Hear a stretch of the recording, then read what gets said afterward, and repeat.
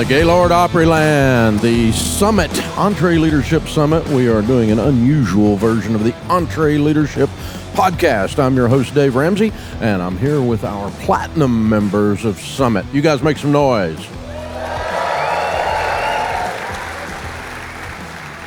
We've had a great week with incredible speakers and thought leaders and authors from all over the world, and absolutely stellar work has been done on this stage all week, and so we're getting ready to lower the bar for the next few minutes.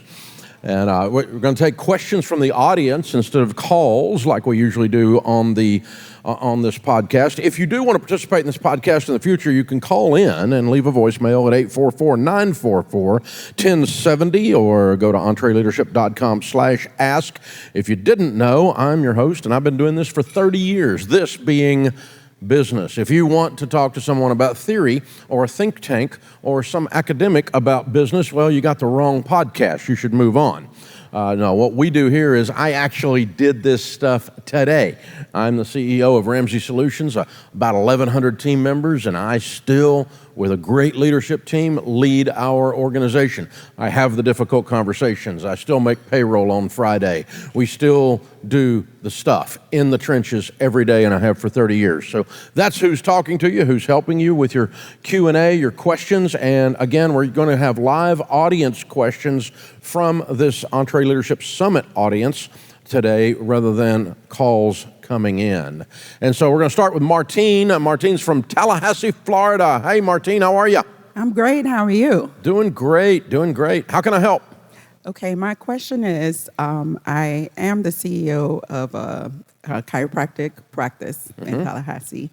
And how do you motivate staff when your budget or your finances don't allow for more benefits or more money? How do you do that?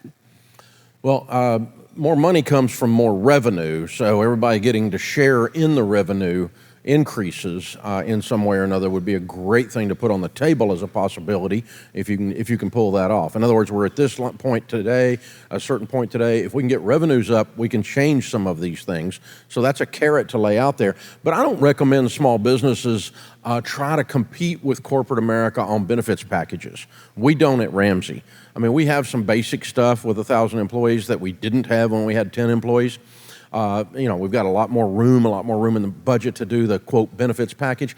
But the difference, your brand differentiator for hiring and for motivating and for keeping people is not the quality of the benefits package. You're never going to compete with huge corporations on that, and you don't want to, because you want to let them have those people that are worried about benefits. I want to bring people on in a chiropractic practice that care about healing, that care about people, that have a huge heart, that love the work and want to be involved in the work, and that's motivating.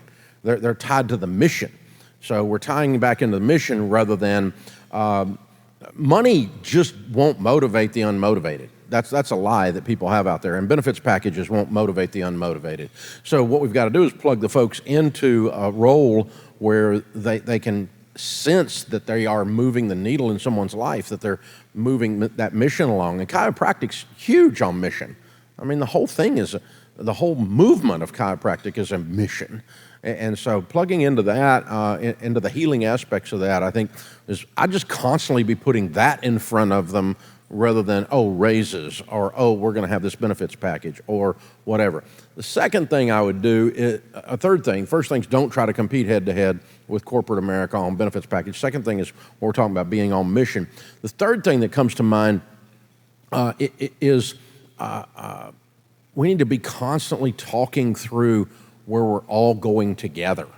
And when we can get people tied in on the same mission and the same desired future, we call it around Ramsey. We stole that from Henry Cloud. And this idea that we can plug into this desired future and we're all unified, we're all heading this way. See, I can treat you like family in a small business situation. I can really love you well. I can know your spouse's name. I can know you, know what's going on in your life. You don't have that luxury in corporate America. They're too scared of their own shadow to start with. But number two, there's too many of them.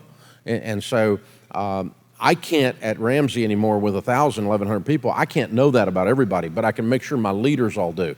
And you're in a small enough situation, you can know everything that's going on with those folks and have this really deep, rich, wonderful personal relationship.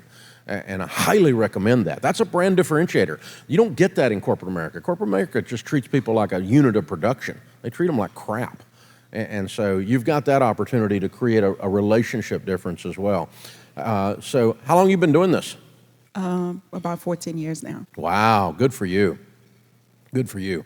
Well done. And how many team members? 6 to 10. Okay, perfect size, yeah. That's what I was guessing. That's typical practice. So good stuff. Very cool. Well, thank you for what you're doing, and thank you for your question. Very, very good stuff. Very well done. So, guys, you got to remember, I don't want to compete head-to-head with large business. My brand differentiator is that we're not corporate America. Thank God. A bunch of us started our businesses because corporate America peed on us at some point, We don't want to be like that. I don't want to be back in that again. I got away from that. And so you don't want to go that direction. Hey, this is the EntreLeadership Podcast, a special edition from the Opryland Gaylord Hotel, where we are doing the EntreLeadership Summit this year. Back in a moment. Welcome back to the EntreLeadership Podcast, a special edition from the EntreLeadership Summit, live in the ballroom here at a lunch break. We're hanging out with some of our closest friends, taking questions actually from the audience here, the studio audience we'll call it for today, rather than actual call-ins. But if you want to call in and be a part of the show in the future, this is a new call-in format on this podcast where I answer your questions, and it's completely free, and some say it's worth exactly what you pay for it, so give it a shot. The phone number is 844-944-1070, or you can leave a message at EntreLeadership.com/ask. Our team will get back to you and set you up to be a caller here in the future. Now, we don't talk a ton about legacy builders, but EntreLeadership Summit is actually a great example of how Ramsey Solutions transitioned into this final stage of business. Back in 2015, EntreLeadership had a bunch of different events going on, and there were several one-day events. We had a performance series. We did a master series twice a year, and back then, I taught every single lesson at Master Series. And we reached a point where I said, I'm not doing that anymore. And if something doesn't change, the company's going to be left high and dry when I retire, because if I'm the only talent that's doing it, hey, how's that we got to make our events less dependent on me. That doesn't work.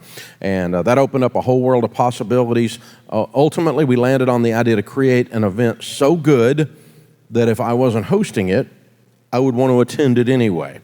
The quality of speakers, the high level of thought leaders, the people that I listen to, a lot of them are now friends, and the people that have helped me bring my business along, hey, I wanted to bring them to you. We called it Summit, and that's where EntreLeadership Summit came from. And we bring you the top minds in business and leadership because that's the type of conference I would pay to attend.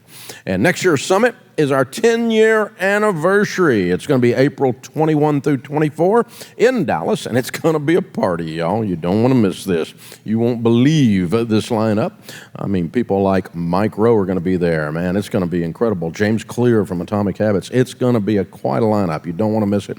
Check it all out. You can learn about it at EntreLeadership.com/summit and get your tickets there.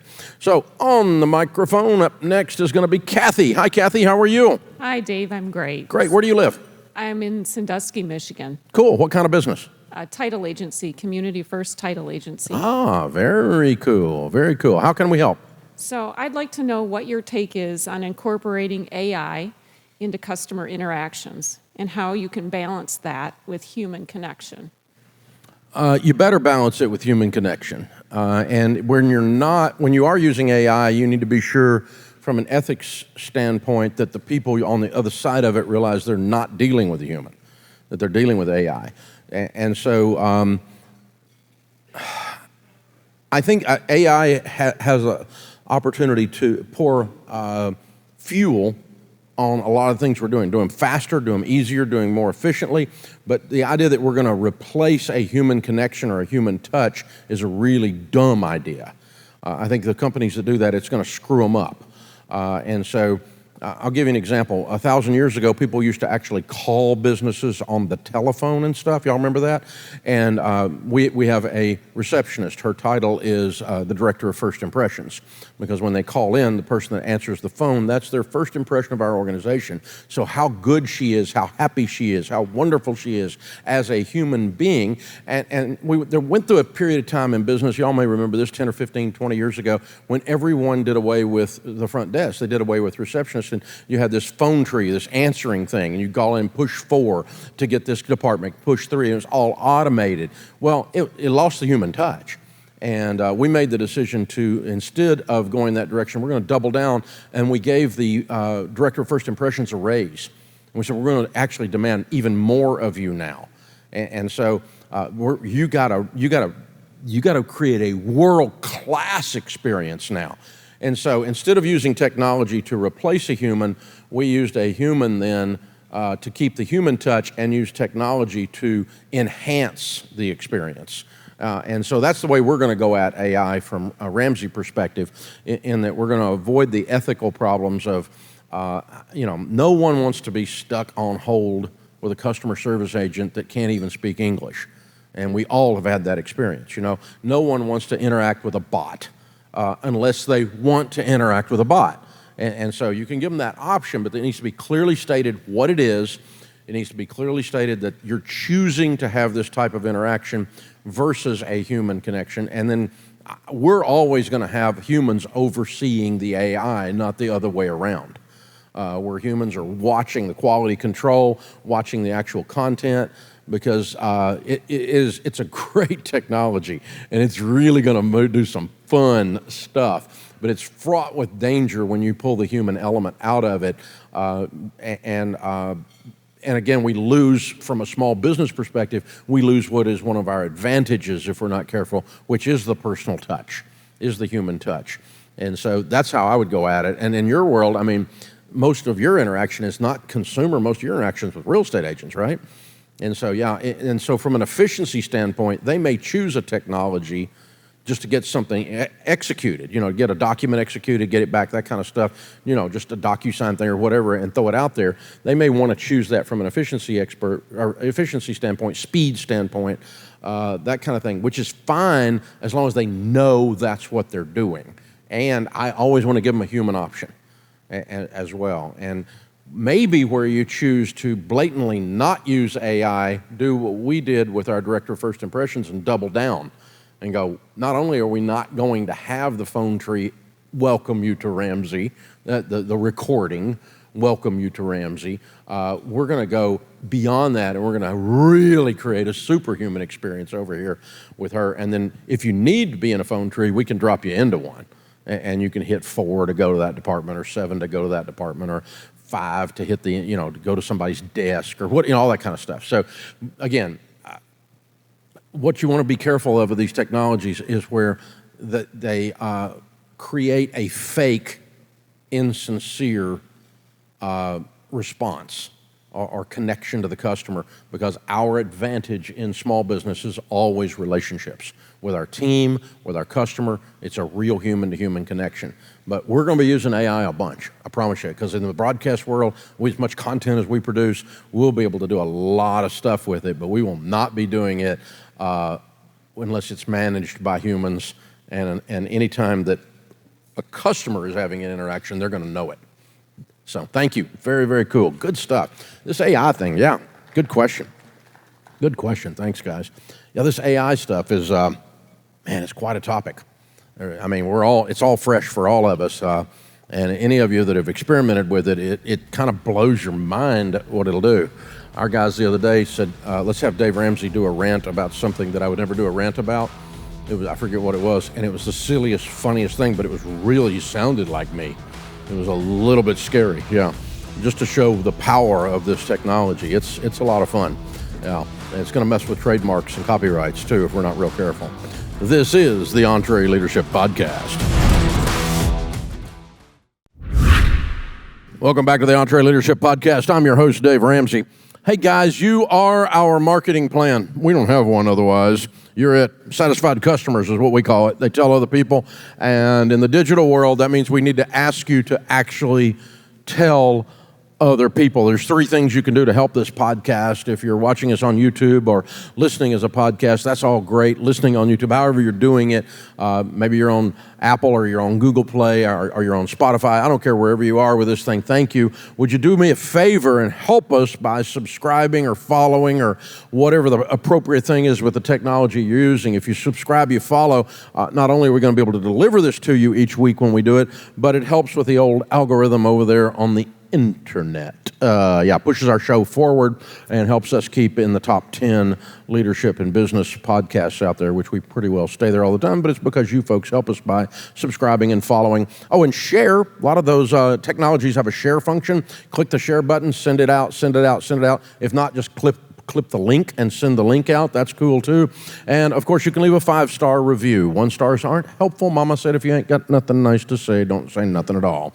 If you hate the show, what the flip are you doing listening to it? Just troll somewhere else. Okay. So leave us a 5-star review. That's helpful. Thank you for that. We appreciate it. This is the EntreLeadership Podcast, a special edition from the ballroom here at the Gaylord Opryland Hotel, where we are today wrapping up a week of EntreLeadership Summit, and I'm in the room with the Platinum attendees doing this special edition. Up next to the microphone is Mark. Hey, Mark, how are you? Great, Dave. How about you? Better than I deserve. Where you live? We live in Thomasville, Georgia. Oh, yeah, fun. Yep. How can we help? My wife and I own a real estate and personal property auction company, primarily doing auctions on our online platform, and we're in the process of building our team out, and we've got our core values down and our mission statement down, but when we're interviewing hires, how do we ensure that they're going to be a good cultural fit for a Christian-based company with strong conservative values? What you can do legally, and it's part of our interview process at Ramsey, is we just state real clearly who we are. And then we ask the question, how's that feel? And so it's stuff like, Dave Ramsey closes the show and has for 30 years that there's ultimately only one way to financial peace, and that's to walk daily with the Prince of Peace, Christ Jesus. He's a stated evangelical Christian leader in America today. How do you feel about that? He's the CEO and the owner of the company. How do you feel about that? But you can't say, we require you to be. That's completely illegal by federal law. And you don't want to violate federal law, and we would never recommend you do, and we don't. Okay? What we found with all of our legal counsel and all the crap we've been through over the years with this stuff is we're allowed to make statements about us, and it's perfectly legal to say, how do you feel? How do you feel about that? And they'll give you some response, but at least they know what they're getting into. And 99% of the people that don't align somehow with the statement you have made, they don't want to be there. They're going to opt out. And so just it's cool to make statements. It's perfectly legal to make statements about who we are. This is what we are. This is Dave, okay? You know. So again, if the folks that think that that's nutty and flaky and weird, that's okay. It probably is, but you may not want to be here then because you're probably going to be freaked out. So that'll work perfectly. But again, just don't be real careful. Don't violate federal law. You don't want to do that. You don't want to get in that lawsuit. You don't want to do things illegal. We don't ever want to suggest you do things illegal, but it's perfectly legal to make statements about who you are and then ask someone about how they feel about that. And that'll get you there. So good question. Thank you for joining us. This is the EntreLeadership Podcast. Special edition of the EntreLeadership Podcast. I'm your host, Dave Ramsey. We're broadcasting from the ballroom at the Opryland Gaylord Hotel, where we've had about 3,000 folks all week at EntreLeadership Summit. The Platinum attendees, the folks sitting up front, have come back from lunch a little early and are hanging out. We're taking questions from them from the floor rather than from the phones today. And thank you for joining us. If you want to be a part of the show in the future, leave us a voicemail at 844-944-1070. We'd love to have you be a part of the program that way. Up next is Tanya. Hi, Tanya. How are you? I'm great, Dave. How are you? Better than I deserve. Where do you live? I'm actually off the coast of North Carolina. Oh, fun. Yeah. Cool. What kind of business you got? Real estate development, affordable housing. I love it. Good. How can I help? So we are starting into legacy stage of business, stage 5, and starting the succession planning. And I've got a couple of challenges or more fears that I'm hoping you can give me some advice on. besides the fact that I'm facing reality that I'm now old and need to start thinking about retirement.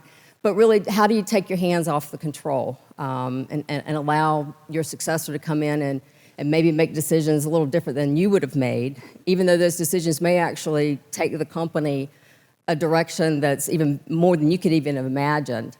And comes with that too is as you go through that succession planning and the transition, because it's not a one-day event type thing, is how do you get the rest of the staff and your external influences to accept that transition while you're still active in the business? So I don't know if you started that with Ramsey. And yeah, we've been working on this for about 15, 16 years at Ramsey. And so it is a gradual process, and there's a lot of questions built into your question there. So let me see if I can kind of comb through some of them.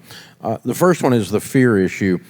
There's two things happening there. I assume you're the founder. You started it. Okay. CEO. Yeah, the first generation turning over to the second generation, that Gen 1 to Gen 2 is the most emotional of all successions, because we founders are hardheads. We're stubborn, we're gritty, we're control freaks. That's how we freaking got here, because we would not be denied. And now you're asking me to pry my fingers off of this thing that I've held really, really tightly for a long time. It's an unnatural act. It really is. And as soon as I started doing it, I knew intellectually what I had to do. But what I didn't see coming was how emotional it was going to be. And so it was like I started planning to be replaced, and then it started working. Oh, crap. Like I'm planning to be less important, and then suddenly I was less important. That's kind of disconcerting. Like your ground's moving under your feet. And I kind of had to just say out loud, like, this is, the little Davy part of this doesn't like this.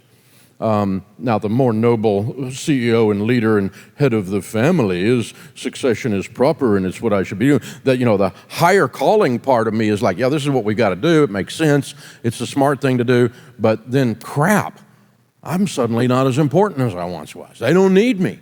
They don't need me. They can pull this off. I mean, these guys put this stuff together, and I didn't plug one thing in. It's crazy, So the second part of that fear, so that fear is normal, but you've got to work through it. But it's particularly bad for the founder, because we started from, I was here when, by God, nobody was here. Shut up, And it's like you really can lean into that if you're not real careful. And I've had to catch myself a time or two going, I got socks older than you. Come on.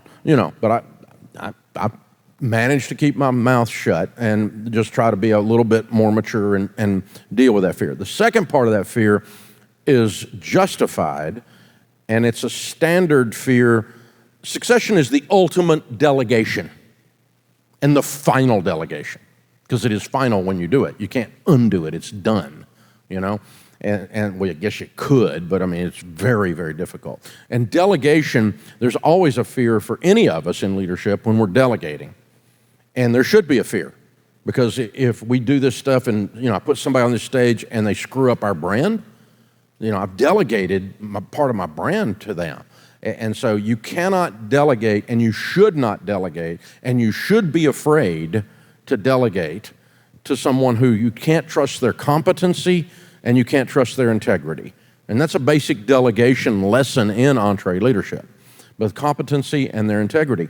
And so they're going to take the company somewhere that I might not have taken it, and it might even be a better place, only if they do that while abiding to the principles that brought us here. We don't worship processes at Ramsey. Processes change every day. AI, we were talking about that in the last time, another question a few minutes ago. AI is going to be a different process. There's going to be a new process. But the principles of relationships matter. The principles of people matter. That's still going to be regardless. That principle can't change. Now, how we go about it, what media we use, what medium we used. I mean, when I started Ramsey, Al Gore hadn't invented the internet yet. So, we've had lots of new processes and lots of new medias and mediums come about. So processes need to change, but not principles. And so you've got to trust the person that you're bringing on to take the thing, that they're going to stick with the principles while they take the business to a whole new level with different processes.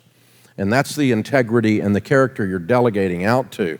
So you got to build that, and that requires some time you walk alongside someone before you let them walk ahead of you.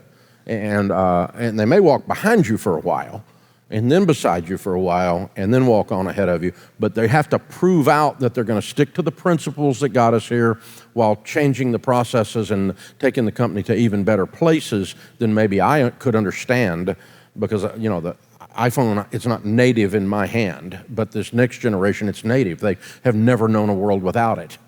And so they're going to know things naturally that I didn't know, and that's wonderful, but we got to stick with the principles while we change the processes. So I can turn loose to them, and I can make that fear go away the more I trust in their integrity and in their competency to stick to those principles and how we treat people at Ramsey, how we hire, how we fire, these, because people are involved. This is how we deal with a customer that's upset. All those kinds of things are still very, very much a part of our DNA, very much of what got us here. And so you've got to have that down, or I'm not going to turn loose. So you're not a control freak when to not turn something over to someone, whether it's succession or simple delegation. You're not a control freak. You're wise. Don't turn it over to them until they've proven that they're competent, because they're going to screw up all your work, whether it's succession or whether it's just a simple task that they're doing wrong because they're not competent. It's called training. It's not control freak. It's called training and mentoring and discipling. So all of that to say, that'll come. And the last part is, how do I bring the customers and the team along with this? They're already wondering what's going to happen when the old man, the old lady dies. And so we just need to talk about it out loud to everybody. So we've shared our succession plan with our customers for years. We've shared our process out there. We're very open about it, and we share it with our team until the team's sick of hearing it. But they at least know that we have a meeting once a year. If Dave dies this year meeting. What are we going to do if Dave dies this year? Here's what's going to happen. This, and this. If Dave dies this year, and I call it the Monty Python meeting. I'm feeling much better. It's just a flesh wound, but yeah. So because it's weird to sit in a meeting and talk about dying this year, and I do it once a year. It's weird, But we talk about it. The leaders know. The Ramsey heirs know. My wife knows. Everybody knows what's going to happen if something happens, and that prepares everybody for the ultimate. That when we do step aside due to death, health, or just choosing to retire, then everybody's fine with that. So this year we moved Daniel Ramsey into the president's role in January, just the other day. And that's been an 11-year process. He's worked all over the company, and we didn't move him into the role because I wanted to move him in the role or because he wanted to move in the role. We knew we were ready when the key leaders, the top leaders in the organization, the operating board said, we need to do this now. And so when I talked to my friend Dan Cathy, his son Andrew just took over Chick-fil-A. Andrew's in his 40s. And I was asking him how Andrew was doing. He said, he's doing great, And Dan said, so Daniel moved into the president. I said, yeah. He said, so was he elected on the elevator or in the boardroom? And I said, on the elevator. The team was ready for him to be in that role, and the leadership team was ready for him to be in that role. The only one that really wasn't was me, And so I know I actually was, but I mean, it's because it's another sign that I'm getting old. It's another sign of my mortality, And again, I get to deal with those emotions. The good emotions is I get to walk with him now for the next season, the next 5 years, 10 years, whatever. And I'm the CEO and he's the president. And we get to do this together just for fun. And it's just a father and son thing. We're just having a blast since January. It's the first time he's ever worked with me directly. He's always worked for someone else in the company. So all of that to say, we've broadcasted to the customers so much and so gradually over time that they thought, well, of course he was going to do that. It was kind of obvious, not because he's my kid, but because they could see the track. They could see him moving along the way. The team could see him moving along the way. They could see him being ready, that he was getting more and more ready every year. And it had nothing to do with his age. It had nothing to do with his Ramsey family affiliation. It had to do with his competency, his integrity, and it was an obvious good play for everyone involved. And so that's what you're looking for. Gradual, talk about it a lot, lots of over-communication. It's natural to be afraid and for it to be a weird moment emotionally for you, like it is for me. But the other part of the fear is a warning to not turn it over too quickly and abruptly. Way too many of you guys in business, your succession plan is as you're dying, you clutch your heart, and as you fall back in the grave, you toss the keys out. And that's your succession plan. That almost never works. You have doomed the place because no one was ready. The person you tossed the keys to wasn't ready. The team wasn't ready to accept that person. The customer base wasn't ready to accept that person. And you just created stress and anxiety for everybody involved. So the more gradual, everyone in here needs to start thinking about their succession plan now. If you just opened your business last year, start talking about it now. And the succession plan can be you just sell it. That's end game. I'm going to sell the business. It doesn't have to be to your family, whatever. You can do whatever you want to do. But you need to start thinking about it now because your customers are thinking about it. The old man is getting old. The old lady's getting old. What are we going to do when they die? What happens to me as a customer? I depend on this service to run my business. What's going to happen? That thing going to fold up like a tent over there? Because it seems like the only one's competent over there is that one that's getting old.